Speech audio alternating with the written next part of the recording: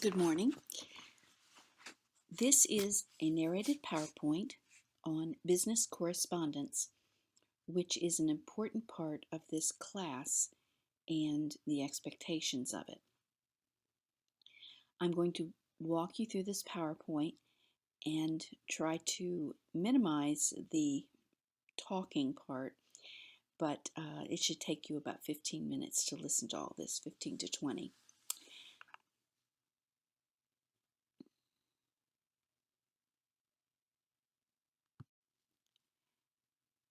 When you have a letter to write for this class, you're going to use block style for letters, not modified block.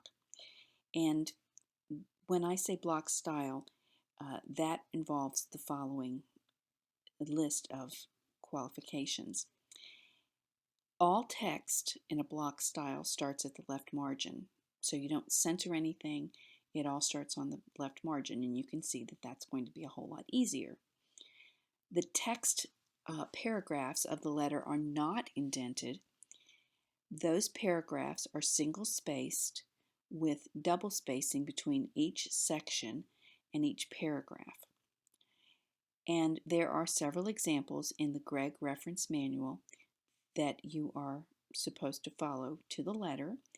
And I do want to emphasize that this is not rocket science, but it is a matter of following it to the letter, and that any deviation from the format will be a problem in terms of your grade.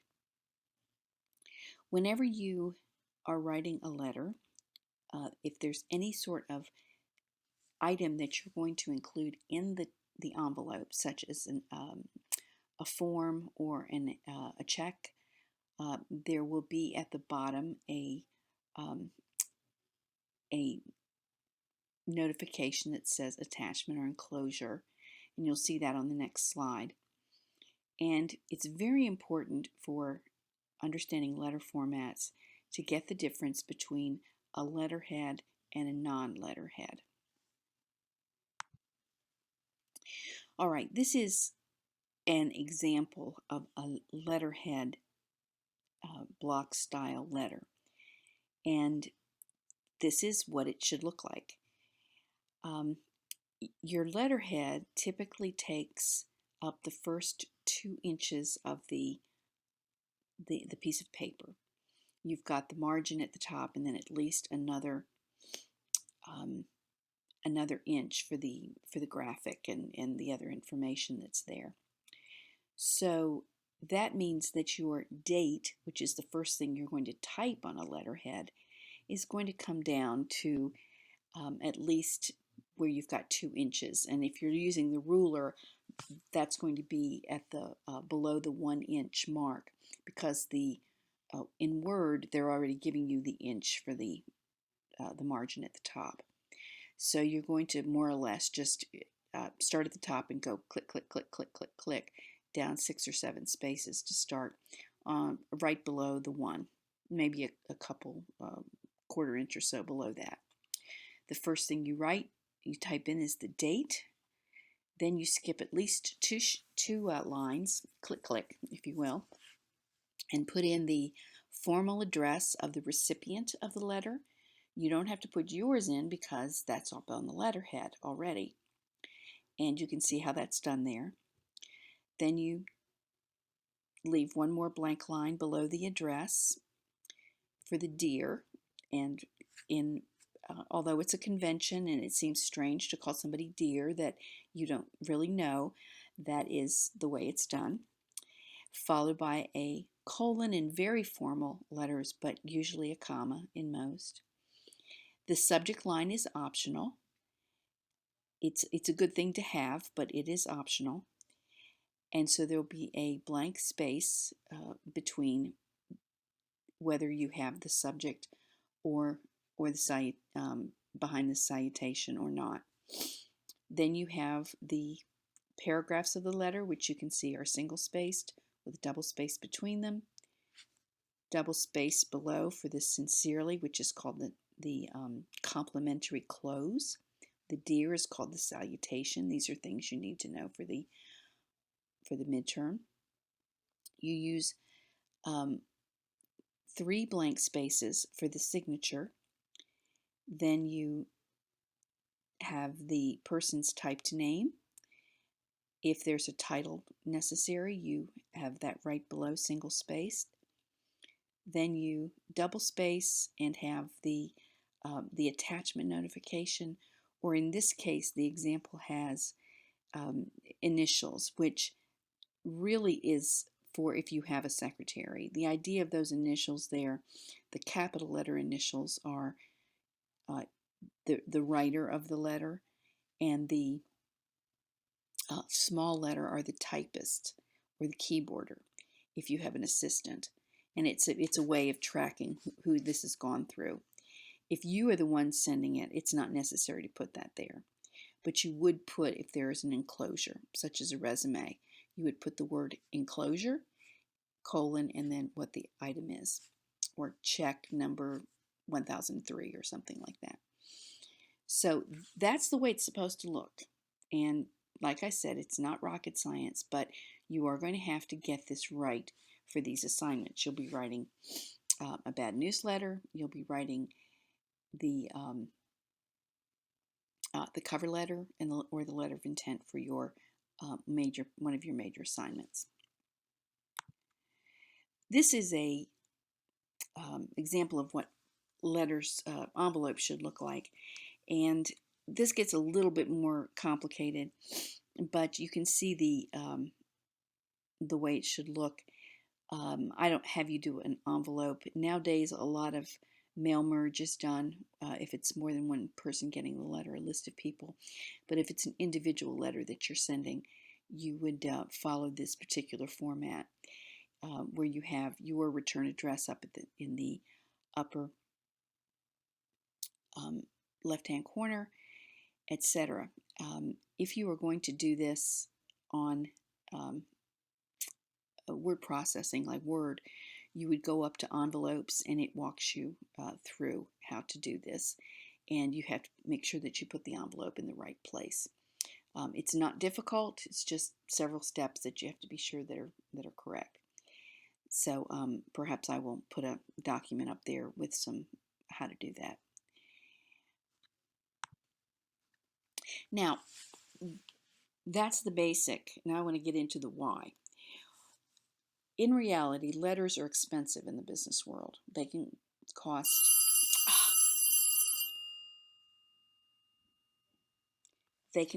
up to $10 or more to actually put together.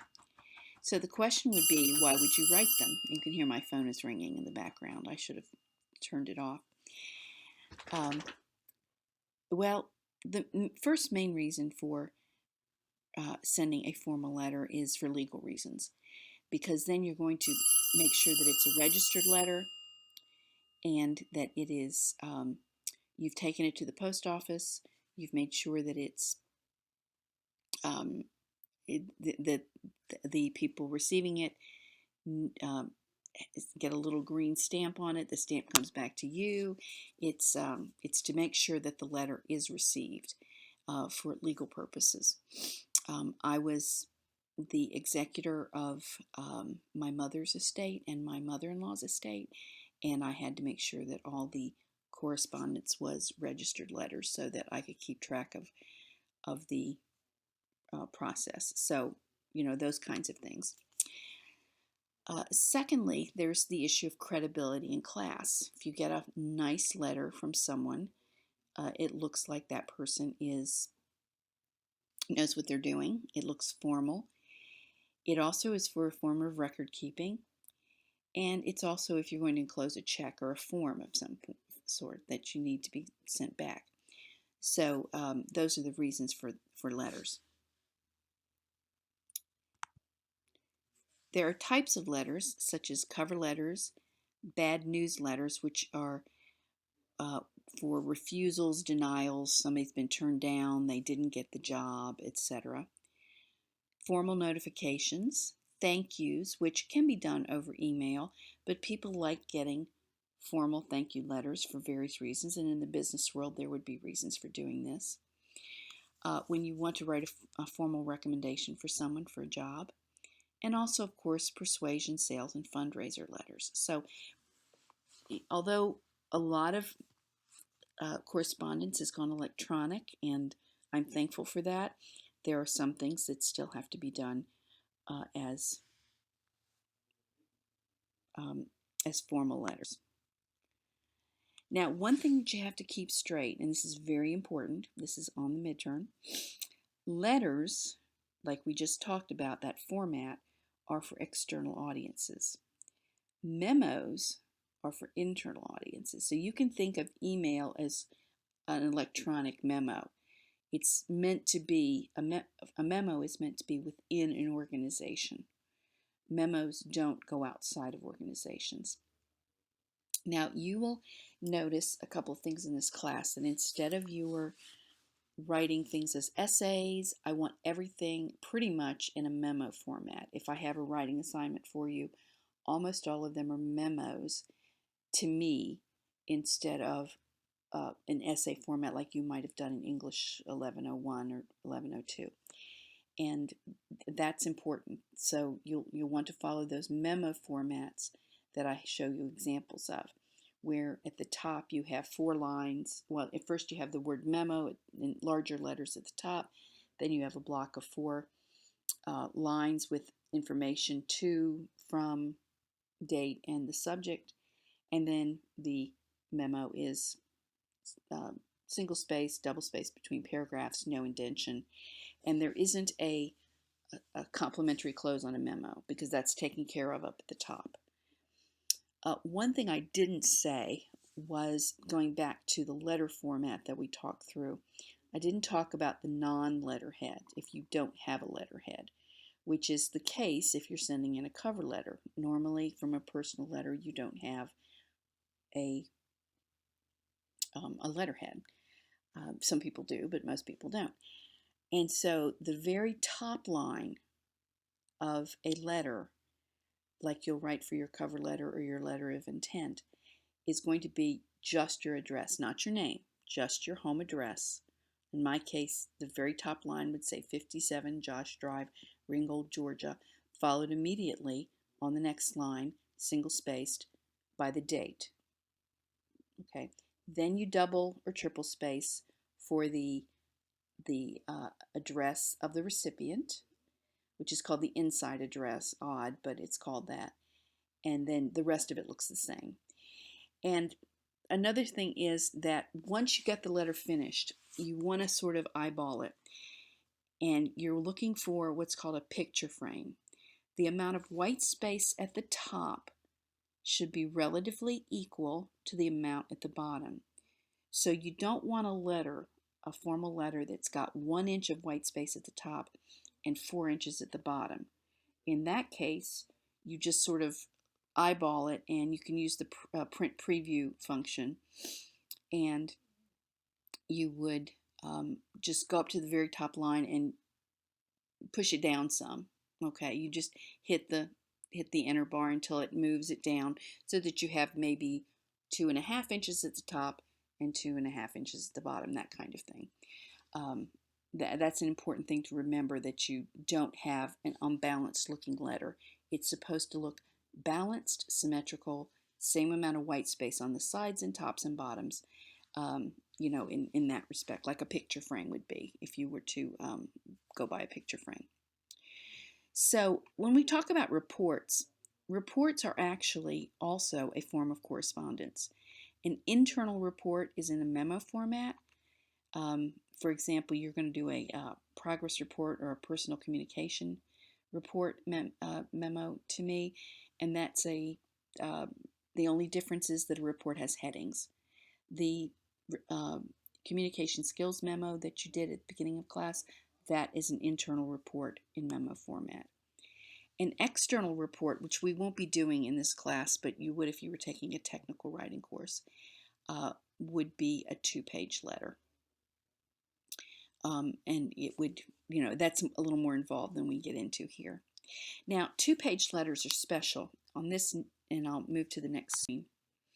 Okay, notice what this looks like. If you have a 2-page letter, it would have that at the top. You would have in the header section, okay, which means you have to click on the header section, and you would put that information in that order: who you're writing to in the center of the page, and on the far right, the date. And then you have to go in and fix it so that that header does not show on the first page. Two-page letters are rare. There are situations where you're going to write them in terms of if you're applying for a job, or if it's a very intense sort of issue that you're going to talk about, but they're rare. And there is that header at the top. Otherwise, you want to be sure that there is actual text. If your letter only has the sincerely and the signature on it, that's not what you're supposed to do. You're just supposed to give yourself some more space on the first page. It should have text. We'll get into this more later when we talk about orphans and headings and things, but it should be like this, where there is a paragraph of text as well as the salutation or the complimentary close and signature. Okay. Now, getting more specific, the structure and the rhetoric of letters. Letters typically have 3 paragraphs. The first paragraph is to state the request or the matter at hand. The second paragraph is to provide supporting details for the request or the matter. And the third paragraph is to request or facilitate action to secure the request. So, in other words, first paragraph, get right to the point. Paragraph 2, provide necessary support or details to explain what's going on. And 3, get something done and make it easy to get something done. And so there will be examples in the class, as you'll see when we get to the issue of the cover letter and the letter of intent, which in those you will spend probably 4 paragraphs. But the same thing would be in the first paragraph is get to the point, middle paragraphs support your what you want, give details, and third, ask for action. The exception to this is a bad news or complaint letter. The first paragraph is for goodwill. It should address the past, reasons for the relationship, be complimentary, not too much, but somewhat. The second paragraph makes clear that something is being refused or denied, or explains the problem. And the third ends with goodwill. So if you were writing a complaint letter to a restaurant, the first paragraph would say something like, I've often enjoyed eating in your restaurant because of its good service and its good food. However, my experience on May 13th of 2018 was not up to standards. Second paragraph, talk about the details, what happened, why it was a problem, and then third, what you would like to see done. And you know, one thing I express is that you need to be specific. You need to say, I was waited on at 8 o'clock, because the manager can't, if the manager thinks you were there at 8 in the morning, that's going to be a whole lot different than 8 p.m. Okay.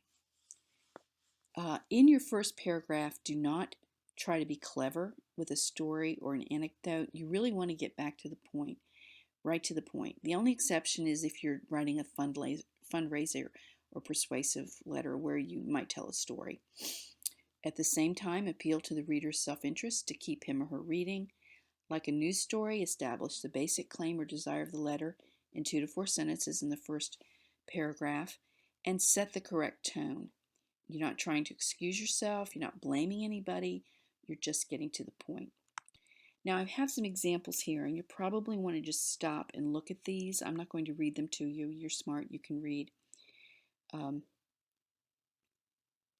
And I want you to kind of look at these and see where they're going. Okay, and then here's some more examples for different purposes of letters that you would have. So again, stop and look at these at more length. These sentences have 3 things in common. They get to the point. Each one answers the reader's question, what's this about? And this is very different from the kind of writing you've been doing in school, where you kind of piddle around and try to get attention and try to be clever at the beginning, and that's not what you do in a letter. Very different. They are concise without being blunt, and this is an art form. You don't want to be so blunt that the person is put off. You don't want to be demanding. They're positive. Thank you, please, contributing, happy, pleased, congratulations, grateful, successful, impressed. I'm studying positive psychology now in terms of a research I'm doing on gratitude, and it really is a lot better to be positive. The first sentences can sometimes seem difficult to craft. If you feel stymied or unsure, just skip the first sentence and go on to the second. Once you see what you have written, return to the beginning. Then set the stage with your opening sentence. This is one of the biggest things about writing that people don't get. They think they have to write it full formed from their head. No, no, no. You write in pieces. You write the middle paragraph. You write the last paragraph. Then you go back to the first. That's the same with essays, reports, research papers, everything. You don't write in the same order that it will actually be read. That is where writer's block comes from.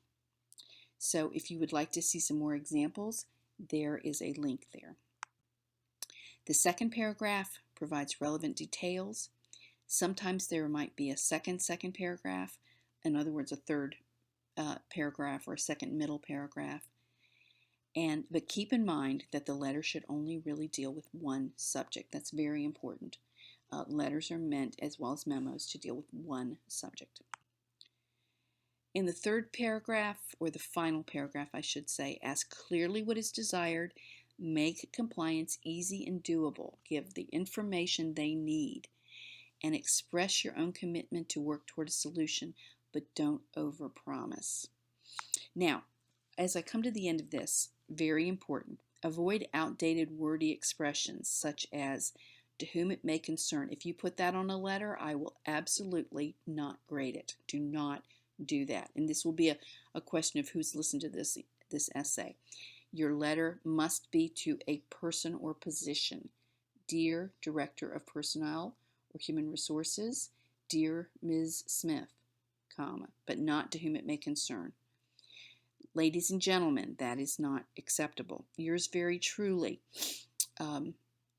Sincerely is fine at the end. You don't need to be fancy or like yours for a better tomorrow or any of that kind of thing. It has come to my attention. That's unnecessary. Just get to the point. As you may or may not know, that is my favorite for making no sense whatsoever. If you know it, why are you writing about it? If you don't know it, it's unnecessary to say it. So don't use that kind of phrase. Avoid being clever or cutesy on business correspondence, such as weird scripts. Use good, basic serif script like Times New Roman or Cambria. Closing, such as yours for a safer tomorrow. Photos, oh no. Trying to be original in the format and trying to be overly polite. Please is enough. You don't need to say, could you be kind enough to? Just say, please do such and such. Get to the point. Finally, letters and memos should not be long. They should deal with one subject per document.